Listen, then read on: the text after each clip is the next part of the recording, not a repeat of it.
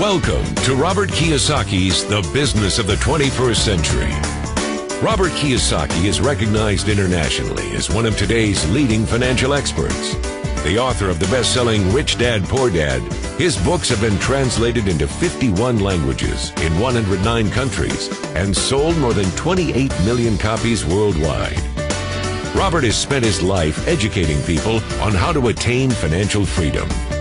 Now, through this special video presentation, he explains why network marketing is indeed the business of the 21st century and how you can take advantage of its opportunities to create the life you desire.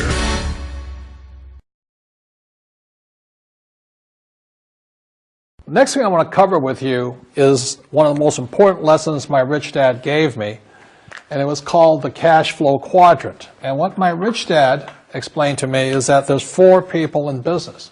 One are E's, employees. S stands for small business, self-employed, or specialist. B stands for big business, and I stands for investor. And the thing of note here is that most people who go to school are programmed for the E and the S side. For example, it was my poor dad who always said to me, son, go to school so you can get a nice, safe, secure job.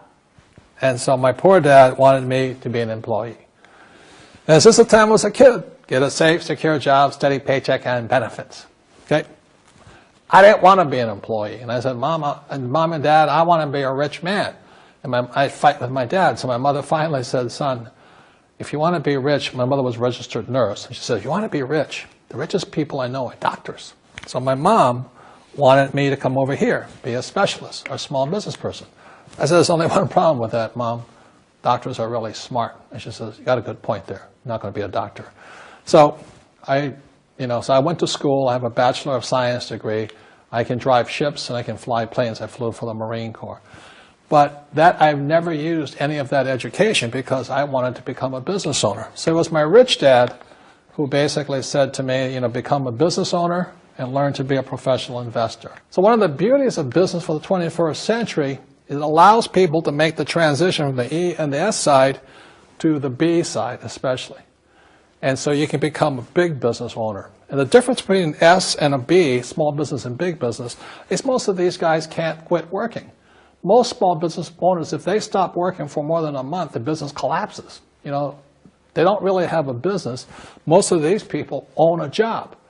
So the beauty of business for the 21st century, it allows these people to make the transition to the B side so that you don't have to keep working hard for money, and the money can actually come in passively. Then once you have your business up and running, then I always recommend you then begin investing with your excess cash, paying less and less in taxes. And that's the reason the rich are getting richer.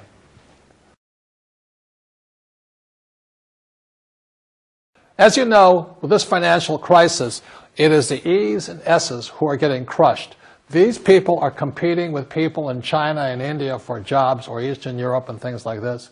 So the idea of working hard to make more money is absolutely ridiculous. Plus taxes are just nailing these guys, plus inflation.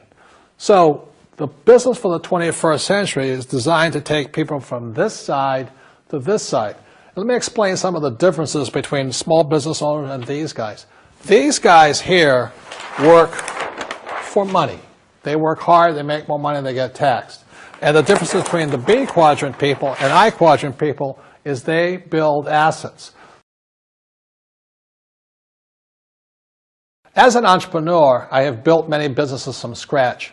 And as some of you know, a lot of them crashed also. Statistics show that most new businesses fail within the first 5 years, 90% in fact. And of the 10% that survive, the remaining 10% crash in the second 5 years. So in other words, most are gone in 10 years.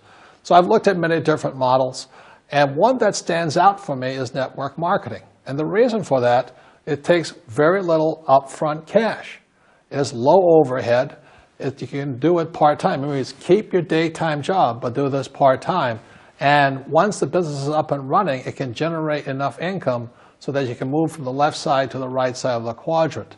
So let me tell you about my introduction to network marketing because I had a very closed mind to it.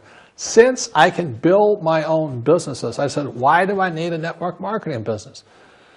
But about 15 years ago, I have a good friend, his name is Bill, and this guy is the best real estate investor I know. He has tons of assets in here.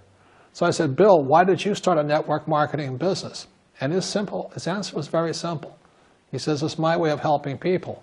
But more importantly, he says, the reason most people can't invest in real estate is because they don't have a business. They don't make enough money simply because taxes, debt, inflation, and retirement savings are killing them. They cannot even invest. So my friend Bill, who is a professional real estate entrepreneur, he says, I started a network marketing business so the people that worked with me could start their own business and then invest money with him. So with that, I realized then that network marketing wasn't about making money, but it was about helping people to help other people make money so they become financially free. So the beauty of network marketing, I said, like it's very low entry point, doesn't take much money, you can do it part-time. And where you profit is in most big corporations is they spend millions, sometimes billions of dollars in advertising. So rather than give that money to advertisers, network marketing depends on building a network. It's called word of mouth, like you recommend a movie to a best friend. So really, the reason I support network marketing, because it's not about selling. It's about people helping people build assets in the asset columns, becoming business owners, and then becoming investors, rather than going through all of this here, which most E's and S's go through.